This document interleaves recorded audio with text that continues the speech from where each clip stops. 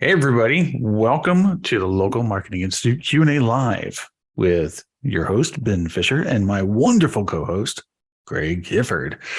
So, Greg, how you doing today, buddy? I am wonderful. How are you, my friend? I can't complain. I can't complain at all. So we're just going to go through the slides really quick. Like I said, hi, welcome, Greg, Ben, Search Lab, Steady Demand. Okay.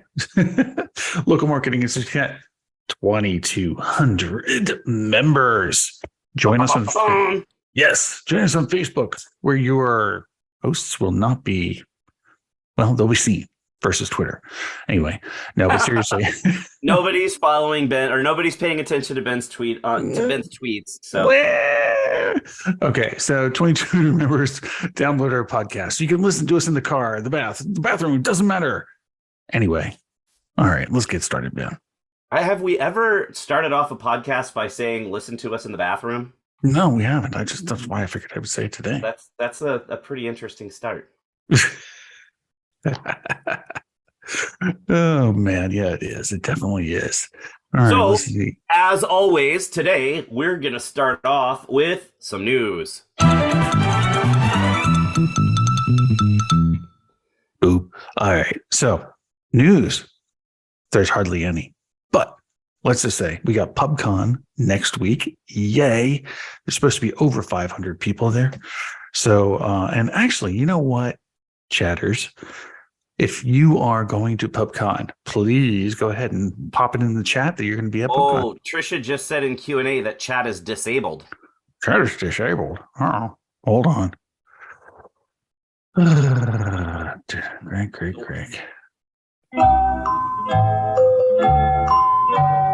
Sorry, we were trying to fix the settings, and maybe we clicked something wrong. It is now fixed. Try so now, everybody Trisha. can. Yes, it's all Trisha? Up to you. Chat to us. Chat. Yay! All right. So, so if you're going to Pubcon, please go ahead, pop it into chat now. Thank you. And who knows? We are going. Greg and I are going to be doing something at Pubcon for the LMI. We're not sure yet exactly what. It might be live. It might be clips. It might be a highlight reel. We don't know yet. But if you're going to be there, let us know. And then the other one we have is LocalU Dallas. It's going to be a live in-person event, and it's going to be on April 26th. So we hope we see you there too. Oh, Trisha, bummer. Yeah, bummer. Yeah. Well, we'll see you in Dallas. All right, Dallas. Perfect. So, that is pretty much the news. There's one more piece, Greg. For anyone that is not aware, BrightLocal just recently released their local consumer review research/survey results. The link is that right there. A couple of interesting stats out of that. 76% of people regularly read online reviews when browsing for local businesses. 87% of people use Google to evaluate local businesses. That's up from 81% in 2021. Google is the most trusted review platform, blah, blah, blah. Interesting, 49% of consumers surveyed have been offered incentives in exchange for leaving a review, which is against the rules. And interestingly, also, 20% of consumers surveyed that are above the age of 18 use TikTok for local business discovery. TikTok. So some interesting stuff in there. Definitely go check it out if you get a chance. TikTok for local discovery. I don't think it's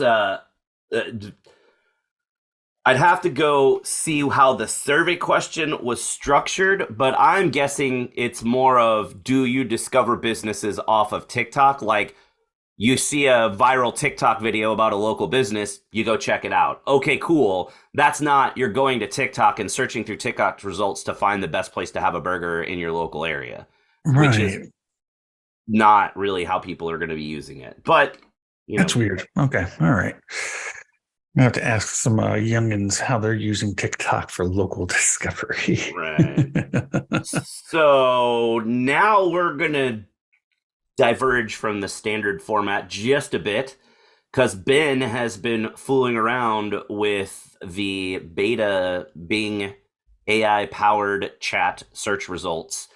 He and I were actually fooling around yesterday with some things that were pretty cool, and we thought it might be fun to chat a little bit about this today. So kick it off there, my friend. Yeah.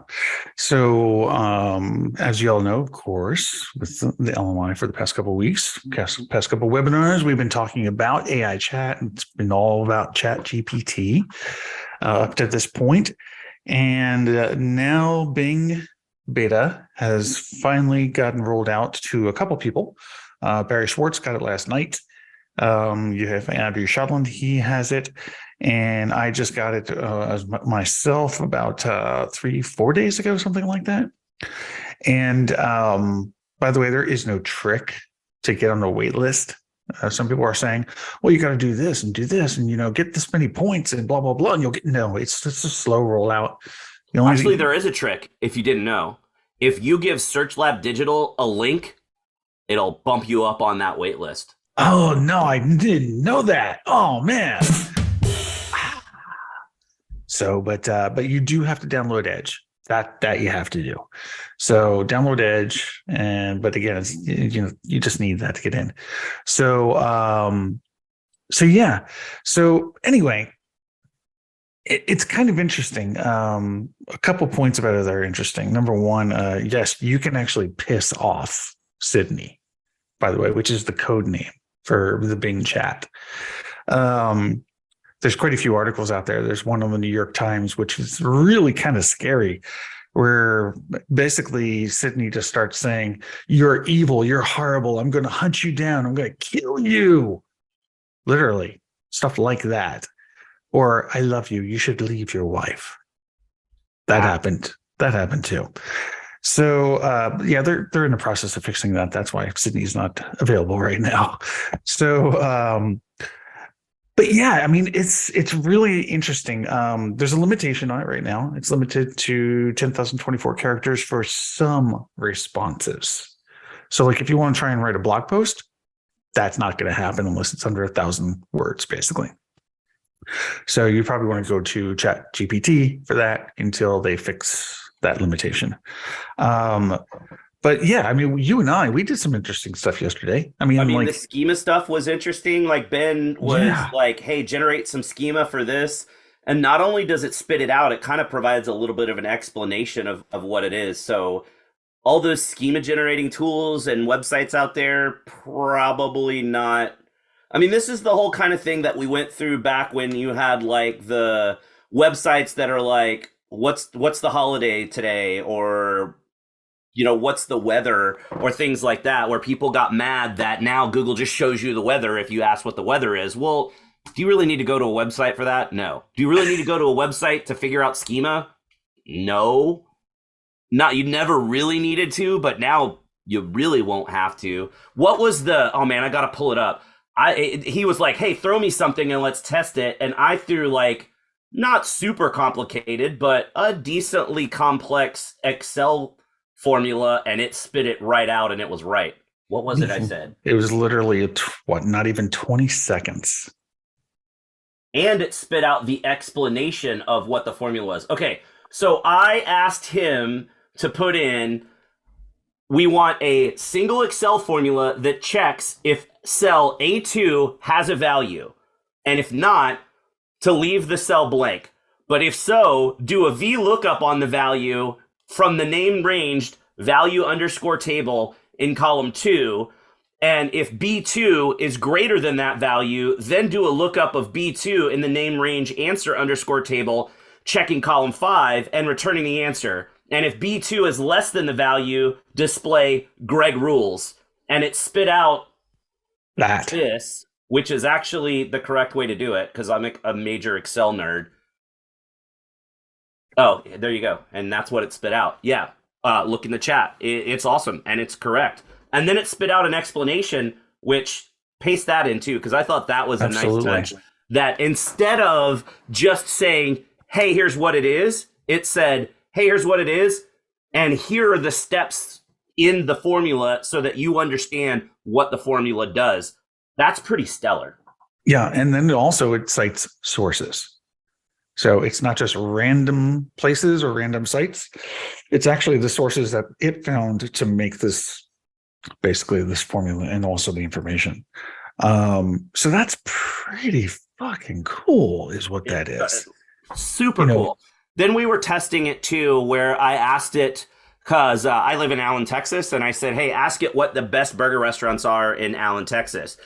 And it spit out a list of a few, and then it gave a bunch of sources, and we wanted to see how much that matched up to a search in Bing for best burger restaurants. And what was it? 2 of the 3. That was Google. What was in the pack? That was Google. 2 out of 3 matched. Google. Yeah, the results in Bing search are so freaking messy. I mean, they're disgustingly horrible. So you couldn't do a 1-to-1 at all because the data is all over the place. I mean, what I found interesting is that it used sources. Number 1 was Yelp. Number 2 was TripAdvisor. 3 was Dine Rank. And number 4 was Yellow Pages. So it's basically using these aggregators to give you its decision. Yeah, pretty much. So what does that mean for local search? That's the big question. Well, I mean, that would bring back up Will Scott's Barnacle SEO from 35.2 years ago. Back then it was the big thing of for everyone listening or watching that hasn't heard of Barnacle SEO, that's the concept of you can't compete with the aggregators. So you optimize the hell out of your listings on those aggregate sites to then game the algorithm of those sites so that you show up better in searches on those sites. Because if you can't beat them, join them. And at least if Yelp's going to show up, you're going to show up in that top list on Yelp or TripAdvisor or whatever. Sure. Yeah. That's going to become a lot more prevalent if this is how these chat powered results are going to work, or could mean more of those local informational blog posts of, a lot of people push back on it, but you do those local informational posts of, hey, our team loves to go out and grab a bite every Friday together for lunch, and here are our 5 favorite burger restaurants in town. If you're a burger restaurant and that's a halfway decent website that's got a blog post that mentions you want to make sure you're getting a link out of that, or make sure that if people are writing posts like that, you contact them and make sure you get added into the list, because you want to be listed everywhere. Listing that kind of, whatever that subsection is of things in your town, you want to be sure you're on as many of those lists as possible from both the aggregate sites and other sites that might mention it. Well, and the thing is I have seen results. It's really difficult to trigger them right now, at least, but I have seen results come back where they actually do show a version of a 3-pack. Yep. Basically, that comes back too. So really leads me to believe, and I've stated this before, I'm just going to say it again, is that there is going to be, I think, a specialist type of job that needs to, I think a company is going to come out of this. Somebody's going to have to make a company for this. That's going to be all around chatbot optimization, basically. Yep. So SEO, except for chatbots. And how can you get yourself to the best and the top of the list? How do you make yourself the answer, basically? That's going to happen. We're just like how they have prompt engineers. So anybody out there in the audience, if that is what you're going to do, let us know. All right, over to you, my friend. Now we are going to go over questions from last week first. All right. Let's hit them. Let's do this. Here we go. It's question time. Someday I'm going to get that timing right, where I point right when it finishes. Next time. Yeah. All right. This one is from Steve. Hey, Steve, how you doing? And this is for you, bud. All right. How would you recommend addressing local listings for a company that has branches nationwide? Our company has branches located in major cities all over the United States. How would you recommend approaching a local strategy for a company in this situation? Well, local listings could go a couple different ways with that. Not sure exactly what he means. If he's talking about his Google business profiles, for sure, every branch needs a Google business profile. Local listings being citations and directories, I mean, let's be honest, citations really aren't as important as they used to be. Foundationally, you need to kind of have them right. So use a service to submit to the aggregators, and you're probably good at that point. I wouldn't really concentrate too much on trying to blow out listings for all of your locations. I'm assuming this company has a single website, but has branches all over the United States. You for sure need to make sure that your locations page links to individual landing pages for each individual location. See how many times I could say individual? Geez. But you want to have the individual landing page for each location, and that is your business profile landing page, not the homepage of the website, not the locations page.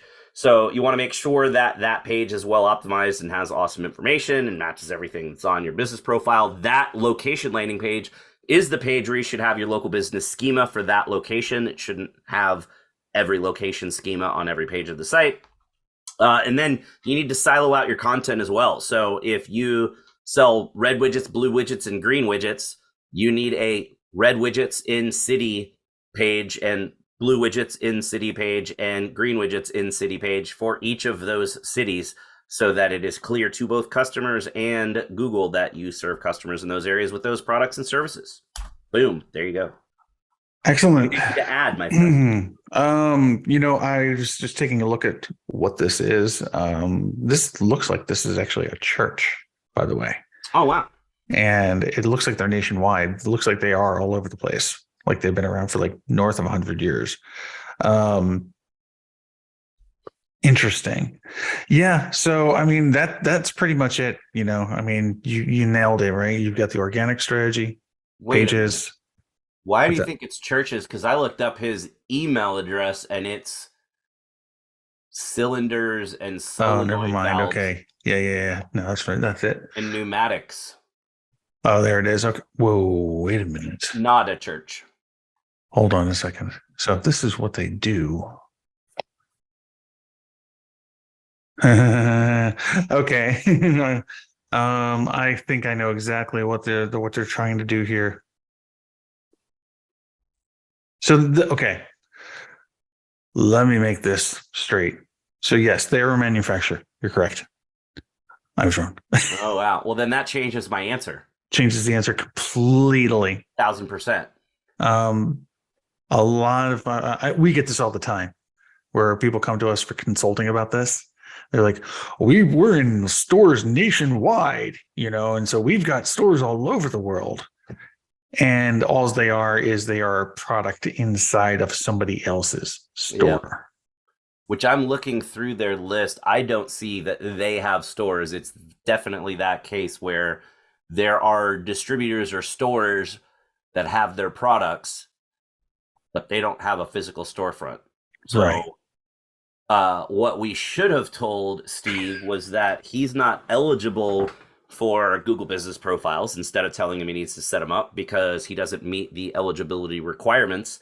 And then I don't know that he needs a local strategy, because people aren't looking for his product because they have to buy his product from another store, which means it's up to those individual stores and distributors, not to him. So you don't need a local strategy. The only local strategy is an email to your distributors saying, add these products and services to your Google business profile. Yep. That's your local strategy. Yep.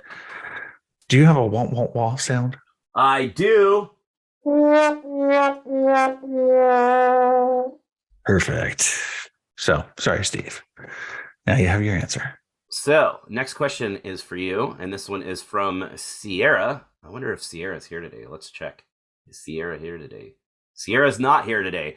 So, Sierra, when you're listening, you should have been here, because now we're not going to answer your question. I'm just kidding. Sierra's question for Ben is, we are having trouble getting a maps link updated, and we have posted in the LSF and the GBP forum with no help. We have updated the information manually, and it is not sticking. Google support wants us to enable web crawlers, even though we have given them the proof that they can crawl the site. So I would love to know what your proof is, because this issue is quite difficult to debug. Hold on, there's an additional bit down at the bottom. I sorry, as I'm scrolling and it gets past, a second question came in that was a clarification that said, Sierra pressed send too quickly. I just need help in getting the website URL updated from the previous owners to our new website. Google support isn't helping, and the wrong website URL is appearing on the business profile.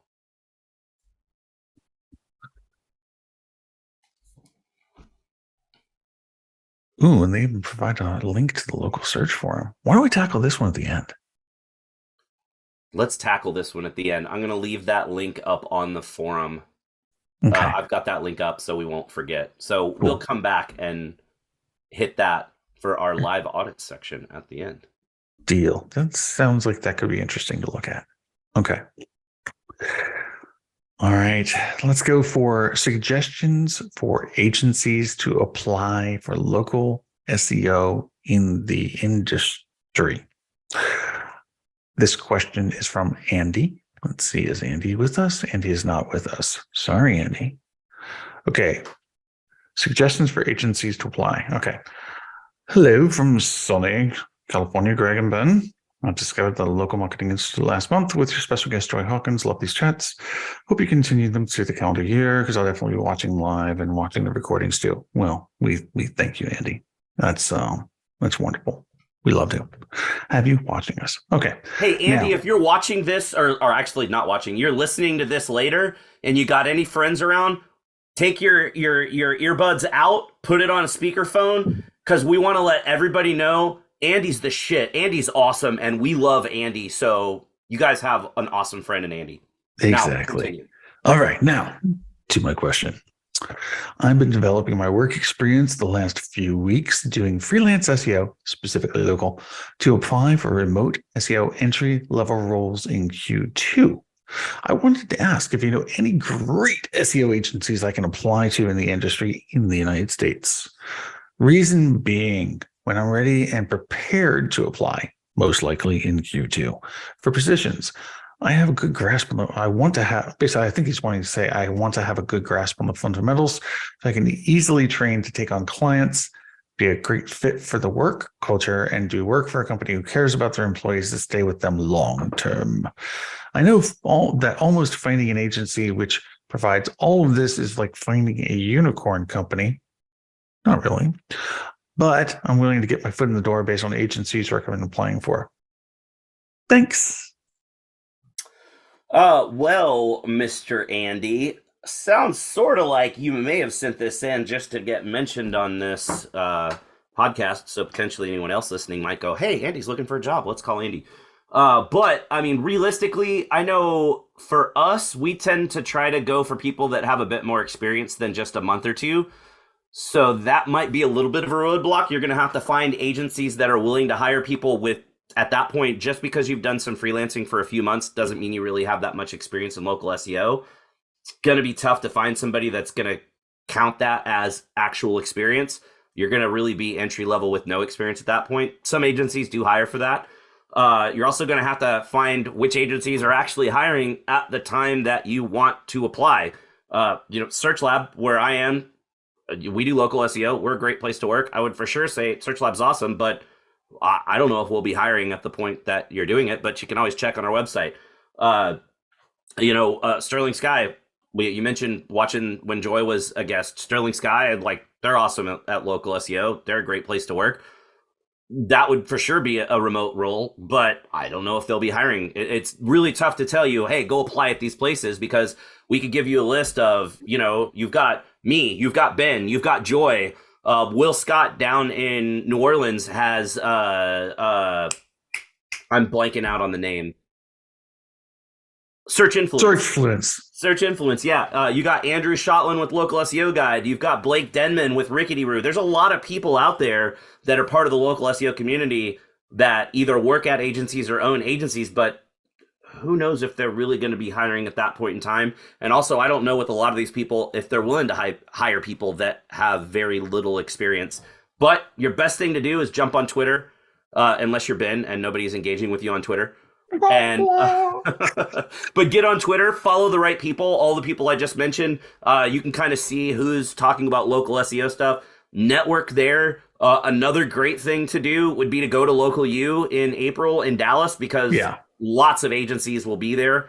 Pubcon's in a couple weeks. If you can make it to Pubcon, that would be a great place as well.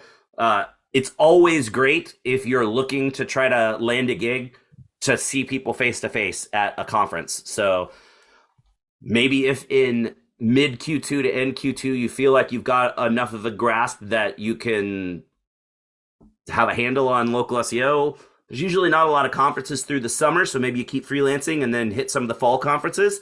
I don't really know what else to tell you besides that.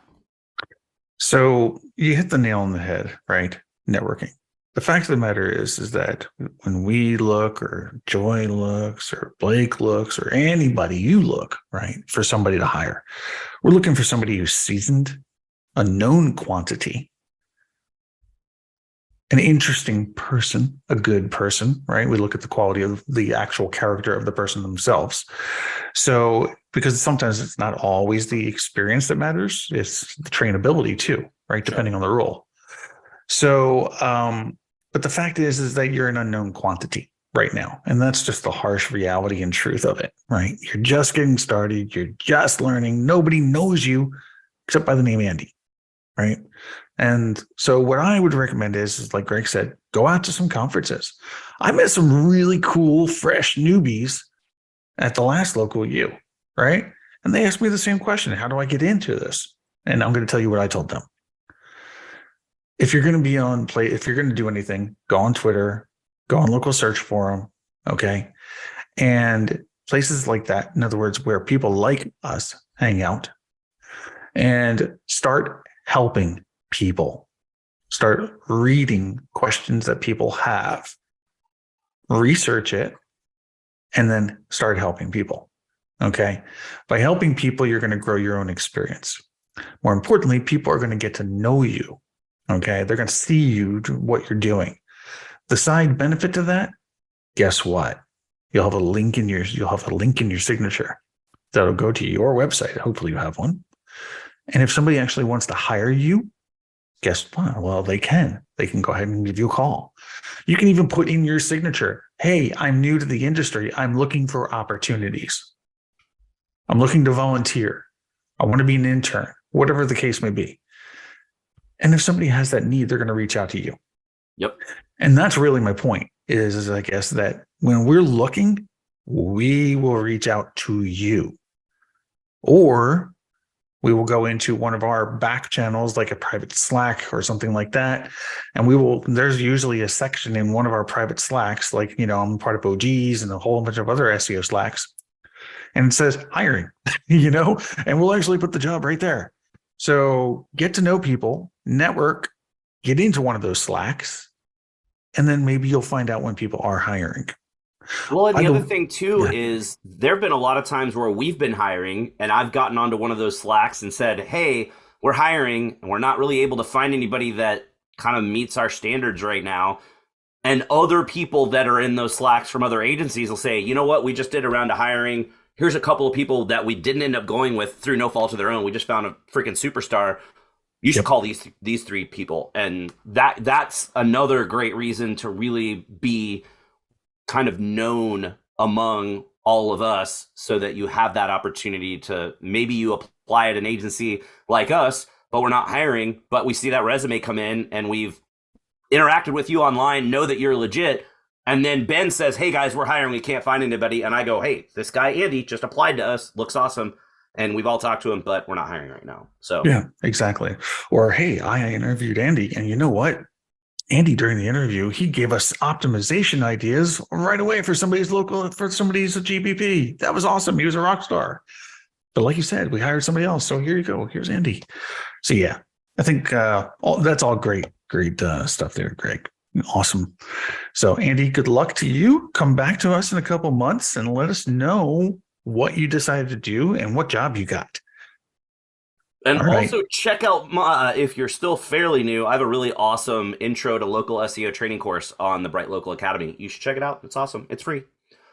Next question is for you from Greg, but not me, Greg. This is Greg Sherman. Let's see if Greg's here today. Greg's not here. We have Greg Shattuck here, but that's not the one asking the question. But anyway, Greg's question is a question about GBP location setting. All right. His GBP was set as a location-based business, and then he switched to a service area business. Will switching back to location-based trigger a business verification? He asks because when he switched the toggle to go back to a location-based, his address was gone. He finds that kind of odd. Kind of strange, isn't it? It's actually not odd. When you clear your address, it removes it public facing, right? So it removes it from the interface. It's actually still there. Google knows the address. So the fact of the matter is this, is that if you were to enter the address again, yeah, you got a 50-50 chance of triggering a verification. That's true. Very true. But you also have a 50-50 chance of triggering a suspension. And that's actually more likely. On top of that, there's actually a bug where a lot of our service area based businesses, you do this and you won't even be able to add the address. So my question really comes down to is why in the world are you flip-flopping so much? Has your business model changed? That's a really important question. You know, has the business model changed that much? Like, did you say, well, I was a storefront and I allowed people to come to see me. And then I decided that I didn't want people to come to see me. And now I'm deciding that I want people to come to see me. Doesn't make much sense. But not at all. It wouldn't make much sense to do the first switch from location-based to service area in most cases. Yeah, sure, sometimes that might happen. But in most cases, unless you just screwed up when you set it up, there's not usually much of a reason to switch. And there's a lot fewer cases. I can't even think of one off the top of my head where you would go from location to service and then back to location. Yeah, I hate to say it. I think I know the case that's going on here. This is a home-based business, and he's toggling it on and off because he's trying to show his address because he had better visibility before. Probably. More than likely, that's what's going on here. Greg, we don't know you. It's an assumption, by the way. But we love you. Thank you for asking the question. All right. Yeah, go ahead. No thank you for not showing up to hear the answer. So hopefully you're listening on the podcast version later. Exactly. All right. Next one is for you, bud. And this one I know you're going to love. So it's totally for you. This one comes in from Nico. Let's see. Is Nico here? Nico is not here. Man, you know That's what? The running theme today. Everybody's asking questions and then not showing up to hear the answers to their questions. Yeah. But hopefully Nico's listening because I'm going off on this one. You know, I'm thinking we hit Q&A before we go to the other questions. I'm just saying. I mean, we could, you know, let's pause and see. As before we get into this, as we consider, the next one is Catherine. Let's see if Catherine's here. Catherine's not here. The one after that was Bill. Let's see if Bill's here. Bill's not here. And then one after that was going to be another one from Nico. So let's do we want to answer Nico's question now since we were getting into it and then switch to Q&A? Or do we just switch to Q&A and do the stuff for the people that are here and save Nico for next time and hopefully he's here? What do you guys think? Tell us in the chat. Max, our buddy Max is not here today, and Max is usually very vocal in chat. And other than Trisha and me, nobody's even put anything, or Ben put stuff in, but like nobody's really putting stuff into chat. What's obvious? What's obvious? We need an answer. We need an answer, Fern. Come on. They want me to go off. Everybody wants, okay, so everybody you're right. Everybody that's not watching, please show up in the future. Now, we don't want to be jerks and just not answer questions that were submitted unless people are here every time. But considering we're already halfway through this week's episode, we're going to go ahead and switch over to the live questions and go from there. So exactly. Nico, so come back in the future. But it's a great question. We'll for sure hit it next time. Well, yeah, absolutely. Heck, we might get to it. You never know. You never know. It's a possibility. Everybody that is in the audience, So you and do need to hit the very first question in Q&A because it's a fun one. I know it is. So, but everybody, I will say this: come on, come on, come on! If you got questions, throw them into the Q&A, and we will go ahead and we will answer them. All right. So the first question comes from Trisha Clements. Hey, Trisha, how's it going? Hey, Trisha. She was asking, is chat disabled? Trisha, Yeah. since you just said hi in chat, I think the clear answer to that is no. Chat is not disabled. It is working as intended. So the next question is from Jackson. And Jackson asks, how do text notifications work on a GBP? When we set it up for one listing in our organizational account, it updates with the same number for all listings in our account. Yeah, that's true. So, Jackson, it's been like this forever. I have been lobbying for granular control for a very long time, but unfortunately, it's at the account level. So, yeah, I don't have any other good answers for you. Sorry. What do you? Well, that's okay. Since you didn't have a great answer to that one, I mean, it was a good answer. It was the answer, but not one he was looking for. Let's see with his next question if you could give a more satisfying answer for Jackson, who said, what's going on with the quote unquote own this business link on GBP? We often get a 400 error when clicking on it to claim a listing. Jackson, you're having all sorts of issues, aren't you? Yeah, you definitely are. I don't know, man. Own this business works like always. So I'm going to have to say that this is a browser issue that is on your side. I've got a question for you, though, my friend. I mean, it's... If you are working with a client and you needed to claim a listing that already existed, is that the method that you would use to try to claim that listing? You personally? You guys at Steady God, Domain? no. Heck no. Right. And I wouldn't either. So what would you do? Well, it depends on the kind it is, right? So, well, actually, if I need to get ownership. Okay, hold on. Is Jackson here? I got to ask this question. Jackson is here. All right, Jackson, I want you to go into chat, please. Hopefully you're at your desk or whatever. And what I want to know is that when you're clicking on own this business, why are you clicking on own this business? Is it because it's unclaimed? Is it because it's a service area based business? Is it because you're just trying to get manager access? What are you trying to do with own this business? Thank you.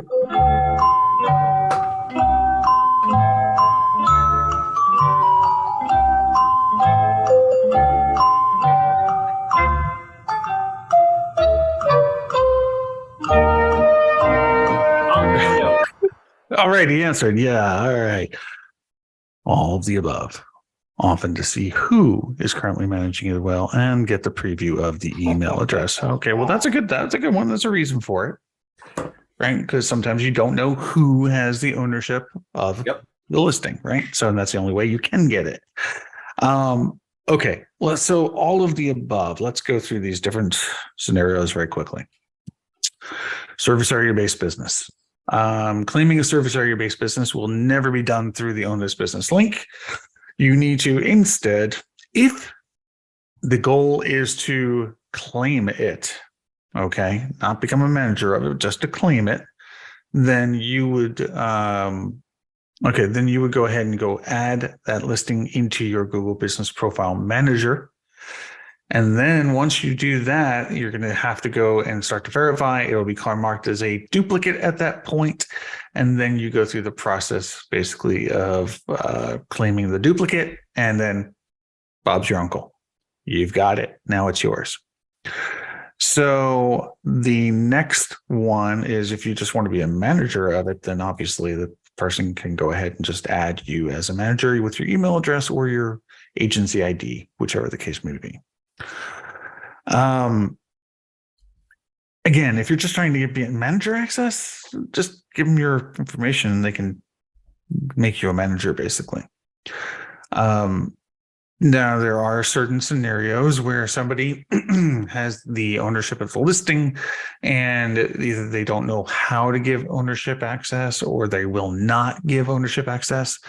And in that case, yes, you do have only one way of going about that, and that's going to be with the Own This Business link, because you're going to have to click on this business. It'll bring it into your dashboard, and then you go ahead and you do verification. Actually, I'm sorry, you request ownership first. It gets either denied or 3 days goes by, and then you have to, at that point, verify again. But again, getting a 400 error doesn't really make too much sense. It's going to be a browser issue more than likely. So I would say switch out the browser. Make sure you're using Chrome. If that doesn't work, clear your cache. If that doesn't work, reinstall it. There's I don't know. We never get this error. I know, and we don't see this in the forum either, by the way, in the community. So there's not a bunch of people coming in saying that this is an issue. What do you think, Greg? Wow, even weirder. He just said they get the 400 error in Chrome and Safari on different devices. Strange. Yeah, that's weird. Jackson, have you ever tried going to business.google.com and entering the business information there to trigger the owner request?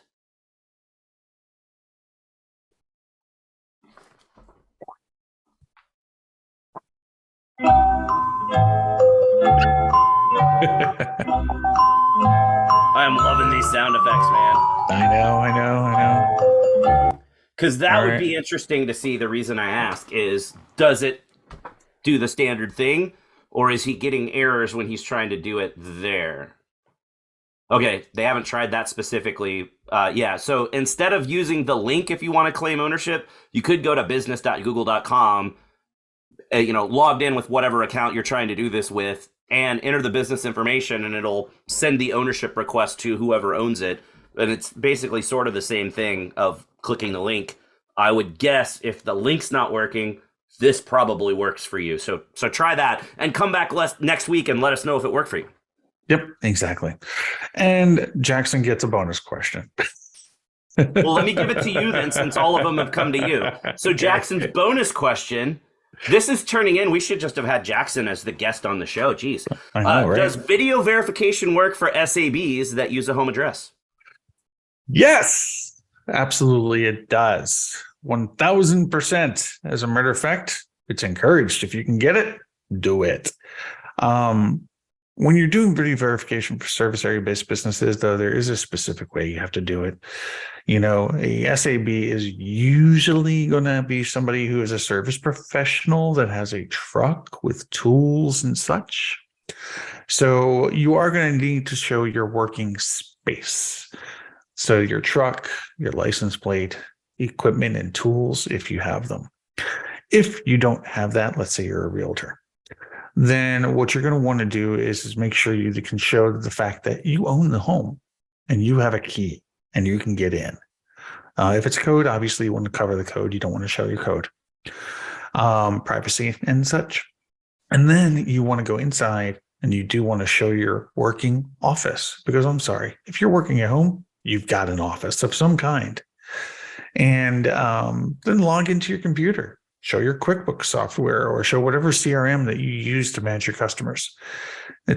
You're basically proving beyond a shadow of a doubt that you have a business. It is operated at this location. Alternatively, this doesn't work all the time. You can show yourself on the job with a customer. It's weird, but it works. But not all the time. So I wouldn't encourage it. But anyway, that is all about that.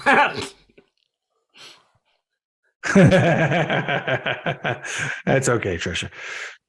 Let's see. Home address for a regular list if they have a separate building for your business. In other words, not setting it up as an SAB dog breeder with a kennel.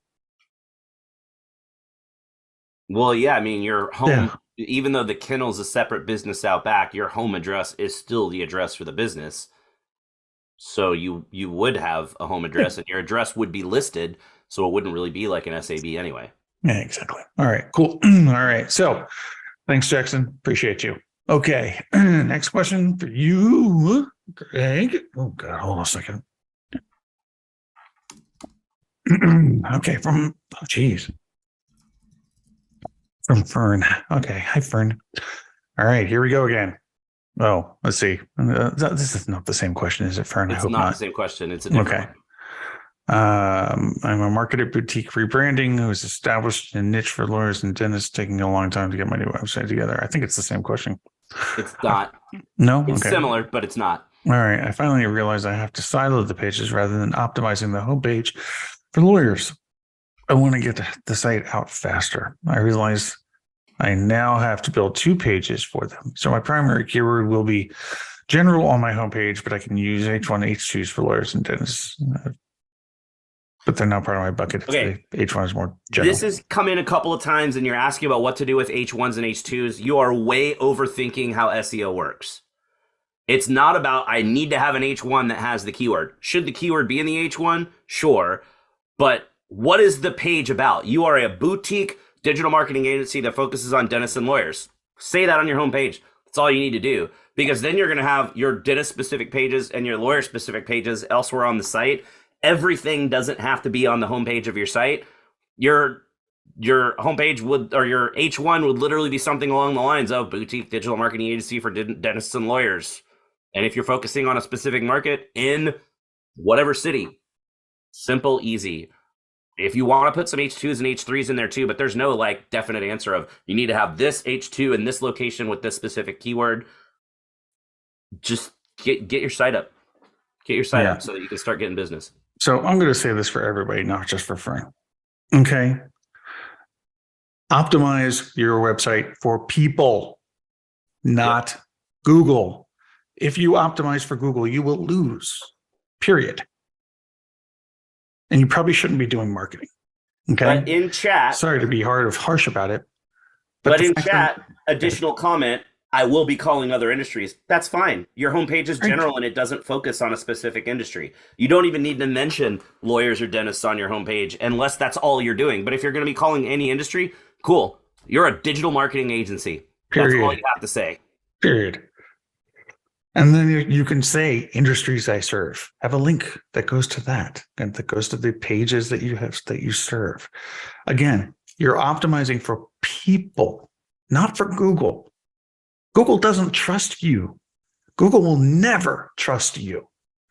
Okay? And that's a fact. So you need to make people trust you. Okay? That's all that matters. SEO comes when you do this. But if you constantly are trying to game Google, which is basically what optimization is, by the way, if you're constantly trying to game Google, Google is going to penalize you. For sure. And that's just like saying, well, I need to get links. Where's the best place I can go buy them? Okay. Link buying, bad idea. So also, as a boutique digital marketing agency, even if you're only serving one specific market, I wouldn't put many eggs, if any eggs, in the SEO basket for your website, because most agencies don't get any business because people go Google lawyer SEO agency or lawyer digital marketing agency. So right. Just get your site up and then do whatever marketing you're going to do outside of SEO to get your business. Yeah, most people that find SEO agencies get them through referrals, to word of mouth. Yeah. So stop it. Just take the H2 out of your mind, throw it away. Design your website properly. In other words, for people. Don't worry about the H2s. Google doesn't care about your H2s. They really, really don't. It's a hierarchy. So do it as a hierarchy. Okay, but do it as a hierarchy like you would in a Word document. So in a Word document, you've got your top, your middle, so do it that way. Anyway, enough of that. Hope that answers your question, Fern. Man, I missed Be Real. Hold on. We're doing Be Real. Everybody say hi. Hi. That's going to be an awful picture of me because it was way too close. Okay. We're not going to use that one. We're going to redo this. Okay. I'm super obsessed. Man, it never does that. Whatever. Close enough. What is Be Real? So Be Real is this new kind of social platform where at a random time during the day, it'll say you got to post and you've got 2 minutes to post. And you don't see a social feed of anyone other than friends you're connected with, but you can't see their post that day unless you post that day. But the alert came out 30 minutes ago and I missed it. So now everybody on my friends list in there just got an alert that I posted 32 minutes late, because you're supposed to be real and post whatever you're doing at exactly the point that it popped up. Oh, geez. Okay. Yeah. It seems lame, but I'm super addicted to it now. Well, hey, I guess that's why it's a social network, because that's why it's there, right? So the next question comes from our old friend and good friend, Anonymous. This is for you, though. No, it's not. The last one was for me. We both talked, but the last one was my question. All right. Okay, fine. Let's go. This one's for you. So how do you update an appointment link with the new GBP interface? The appointment link field does not appear to be available to edit in the new interface. That's a good one. That's a good one. Hello, anonymous attendee. We love you, by the way. All right. So how do you update the appointment link? It's actually very simple. So you search for My Business or whatever you do to get it to basically the in-search experience. Once you're on the in-search experience, look for the icon that says booking. Okay. And sometimes it's hidden, by the way. So sometimes you have to click that little down arrow and it'll reveal 3 more icons. And, but anyway, that's what you're looking for. You're looking for the booking button. Once you click on the booking button, you can go ahead and you can add your appointment URL. However, I have a sneaking hunch that the appointment link is going away. We're hearing that the appointment link is actually not even showing under booking for everybody. So it might be a bug, though, might come back. But anyway, if you can't find it, sorry, it's gone. It doesn't look like it's available for every category anymore. But if you do have the booking button, then you should be able to add something. All right. Anonymous attendee has another question. This one's for you, Greg. All right. So we're hearing more about GBP being monetized. Are you free to comment on this? I'm free to comment on anything. It's really tough to answer this. And you probably, since you asked the question anonymously, may not want to clarify in the chat what it was that you heard. But yeah, I mean, there was a survey that came out a couple of years ago about, was it 3 years already? 3 years. That whole COVID gap makes it so hard to like estimate how long ago something happened, because we got that big gap. But yeah, there was the whole survey that came out and everybody lost their minds. And of course, there were blog posts immediately of people going, Google's going to start charging for GMB and blah, blah, blah, blah, blah. Is it going to happen? It's always going to have some element of free, because they just aren't going to be able to not have it be free. But are there going to be paid enhancements? For sure. There already are. We just mentioned in the last episode that they've rolled out vehicles for sale beyond just car dealers to any vehicle dealer. So now you can have those vehicles listed in your Google business profile.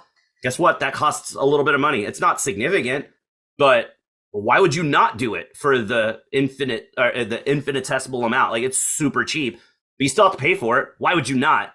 You want to. So if there's any additional features that cost, it's going to be worth doing.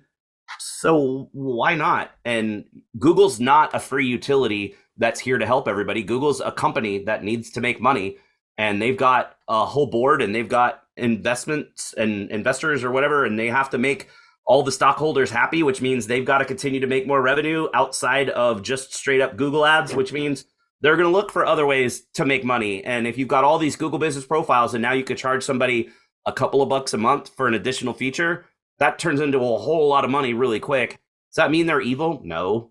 It's just the nature of business. So this is where Greg and I will just have to agree to disagree. So look, you've got certain industries, auto, hotel, things like that, right? They are monetized. Okay. Absolutely. They're monetized. There's ads that are on Google business profiles. That's a form of monetization. There is the ads that you can purchase for $1,000 a day. Okay. And that's Google ads that we're talking about. Okay. Completely different from Google business profiles. Like Greg said, there was the survey that was put out by an intern who probably immediately got fired for putting out this survey that asked people, would you pay? Look, it's been 3 years. And we know from talking to people at Google that there are currently no plans for monetization at all of a Google business profile. Why? My thought, at least, is that it's very simple. Google thrives on user-generated content. This is why you've got the review ecosystem, the photos ecosystem, the maps ecosystem. They require Google business profiles for the maps function to work. So what's the best way to get this data populated and populated correctly? Give it away for free. Monetize other areas where the business profile is. So my crystal ball. Oh, you said they might monetize it. I mean, not for everybody. I mean, like if you're a plumber right now, I don't foresee anything, but maybe there's some sort of a specific book immediately through Google feature they may add in the future. But it's not like they're looking to screw every business over. But for the big ones like hotels and automotive and now RV and power sports and motorcycles, sure, it makes sense to have that paid inventory feed. Is there going to be other stuff they're going to make you pay for? Probably not. Yeah, exactly. But it's like I can never see them, for instance, saying, okay, it's going to cost you $5 a month to have a Google business profile. No, yeah, never. Might they say, okay, if you want a product in your Google business profile, you're going to pay for a percentage of a sale? Hell yeah. I think that's coming. For sure. That's like eventual. Just like what they're doing with autos. I don't know what the whole how that works actually. You just have to pay a monthly fee or something, $35-$40 a month, depending on how many you're buying. Like bulk buying, you get less, but basically call it $35-$40 a month that you pay just to have it displayed. But there's no monetization of there's no e-commerce really. So it would be tough to say you owe us a percentage of sale for a lead. I gotcha. Just to have that functionality there's a little bit of a fee, but that's it. Yeah. But yeah, so I don't know. Whenever somebody has these monetization questions, it's kind of like, come on. What do you mean by monetization? I guess you have to be a little bit more when somebody's talking about, maybe we need to clarify that next time. Like, what do you mean by monetization? Right. But it's not likely whoever asked this is going to tell us more in chat because they asked anonymously, and I don't think you can chat anonymously. Yeah, I don't think you can either. Unless this is just Trisha that didn't want us to know that she was asking the question. Who knows? Well, you know Trisha, so. Yeah. So, next question is for you, and this one's from Myrna. If a local business... Oh, wait, we're out of time, dude. We're almost out of time, yeah. We are out of time. Let's do Myrna's question real quick, just because I don't want Myrna to miss out. If a local business used to do B2C and B2B, and now only does B2B, does it make sense for them to update their profile to remove their business location? Is there any downside to not listing your address in your GBP? So the thing of this is that you're showing or not showing your address is based on your business model. Plain and simple, right? So you need to think about it like that. So if your business model is B2B, and what I mean by business model is two people come to you.